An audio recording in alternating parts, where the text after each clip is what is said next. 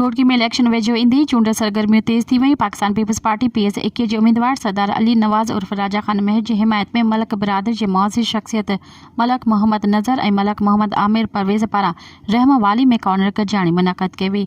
Corner गॾिजाणी में सरदार अली अनवर खान महर, सरदार अली हसन खान घोटो, सैयद असकर अली शाह गिलानी, सैयद अलाहबाद शाह, सिकंदर अली लाखो, अब्दुल मजीद लाखो, मलक मोहम्मद खुर्रम ऐं मोहम्मद अनवर ठाकुर, काउंसलर मोहम्मद मलक मोहम्मद नदीम, लुत्फ़ुल्लाह मलक ऐं ॿियनि शिरकत कई। इन मौक़े ते पाकिस्तान पीपल्स पार्टी PS21 जे उम्मीदवार सरदार अली नवाज़ उर्फ राजा खान महर ख़िताब कंदे चयो त पाकिस्तान पीपल्स पार्टी अवामी पार्टी आहे।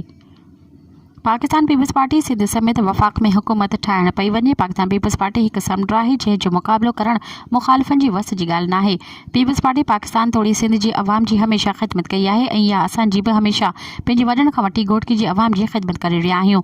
असां पंहिंजे दौर में रहम वाली में समेत तरक़ियाती कम कराए, रोड रस्तनि समेत घोटकी सिटी खे पोएं दौर में 44 ट्रांसफार्मर ॾिना। घोटकी शहर के मेगा ड्रेनेज स्कीम ॾिनी। असांजी हाणे बि कोशिश हूंदी त कामयाब थी करे घोटकी वासियुनि जा रहिजी वियल बुनियादी मसइला तरजीह बुनियादुनि ते हल कयूं। इन मौक़े ते पीपल्स पार्टी PS21 जे उम्मीदवार सरदार अली नवाज़ उर्फ राजा खान महर जो प्रोग्राम में पहुचण ते शानदार इस्तक़बाल कयो वियो ऐं 8 फरवरी ते तीर जी निशान ते टपाणी पीपल्स पार्टी अहमियत सरदारनि खे वॾी अक्सरियत सां कामयाब करण जो वचन कयो वियो।